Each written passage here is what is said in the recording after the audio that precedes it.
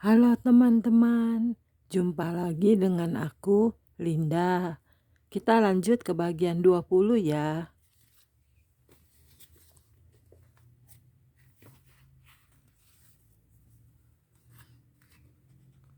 Oke, kita mulai.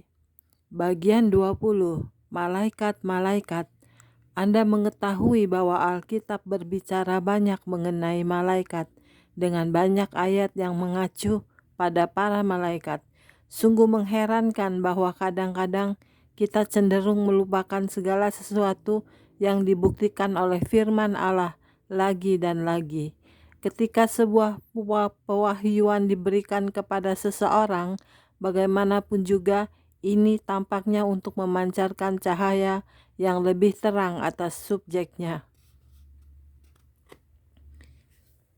Saya diizinkan lagi untuk masuk ke gerbang surga dan saya mengingat bahwa saya dilingkupi dengan perasaan damai sejahtera dan sukacita. Oh, nyanyian kemuliaan dan penuh pujian para orang kudus. Saya tidak berpikir bahwa setiap orang dapat menggambarkan hal itu dengan sangat baik, karena bumi tidak merasakan damai sejahtera seperti ini. Sejak peristiwa di Taman Eden, bumi tidak pernah mengalami damai sejahtera, sukacita, dan ketenangan yang ada di surga. Di surga tidak ada kesakitan, di surga tidak ada kursi roda, di surga tidak ada ketidakmampuan, di surga tidak ada sakit penyakit, semuanya sempurna dan indah, tidak ada kerusakan, tidak ada dusta, tidak ada dosa, karena Allah tidak akan membiarkan satu dosa pun masuk ke gerbang-gerbang surga. Pertunjukan besar yang agung. Bersama malaikat yang mengawal saya, kami bergerak dengan sangat cepat. Kami melewati banyak pohon buah-buahan yang bertumbuh di samping sungai kehidupan. Setiap pohon dipenuhi dengan buah yang indah. Ketika kami berjalan di sepanjang jalan tersebut, tampaknya kami menjadi bagian dari musik. Sepanjang waktu berada di surga, saya mendengarkan musik, dan musik itu selalu baru. Saya mendengar musik puji-pujian yang terus-menerus dinaikkan untuk menghormati dan memuji Allah. Malaikat Allah berkata kepada saya, kita akan pergi ke hadapan tahta untuk melihat penyembahan kepada Allah. Sepanjang jalan, kelihatan bahwa ratusan orang datang dari seluruh penjuru surga. Mereka akan pergi menyembah Raja di atas segala raja dan Tuhan atas segala Tuhan. Penyembahan di surga. Ketika kami berjalan terus, tampak seolah-olah ratusan orang tersebut menjadi ribuan, dan dari ribuan menjadi jumlah yang tidak terhitung. Mereka muncul dari bagian-bagian surga yang berbeda. Tampaknya kami pergi ke wilayah sejenis arena yang besar yang digambarkan oleh Yohanes. Dan banyak awan-awan.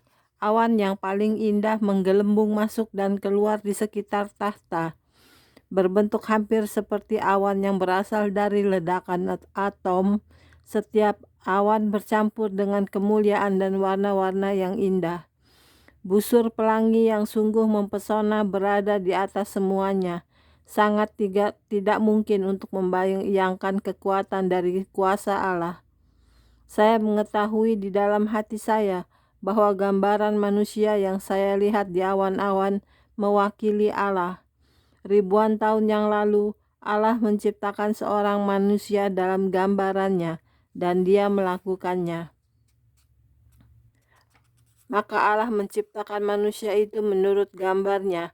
Menurut gambar Allah diciptakannya dia, laki-laki dan perempuan, diciptakannya mereka. Allah benar-benar mengambil debu dan tanah dan membuat seorang manusia. Pikirkanlah mengenai kuasa Allah yang ada.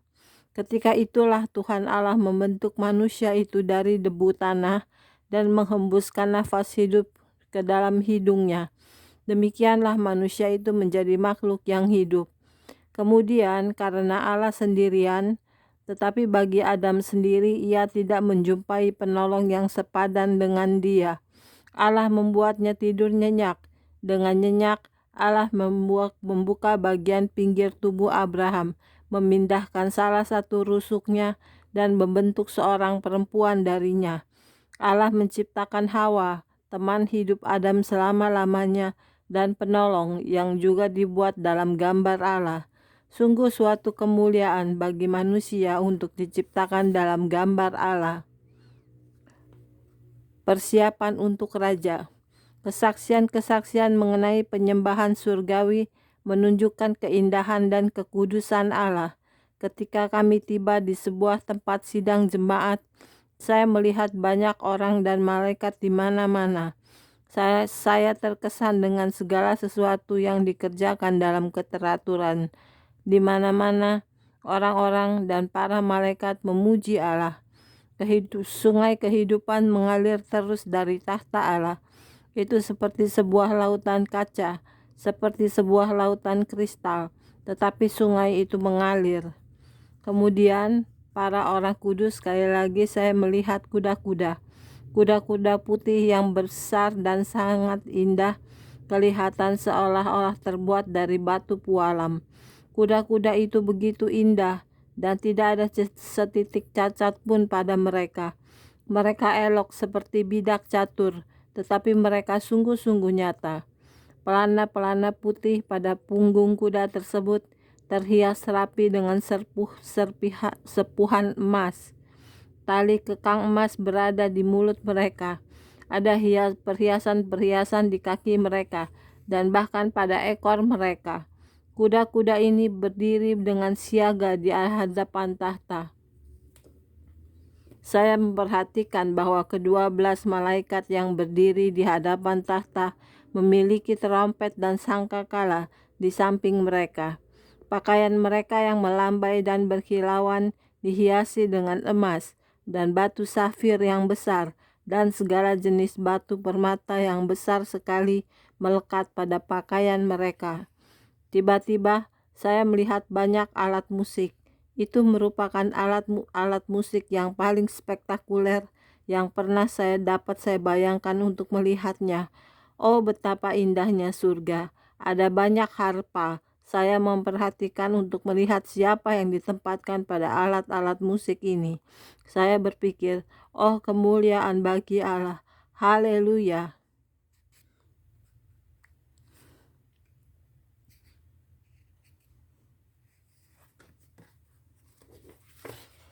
Oke teman-teman, sekian dulu untuk hari ini videonya ya. Kita lanjut di video berikutnya. Terima kasih. Tuhan berkati kita semua. Amin. Bye-bye.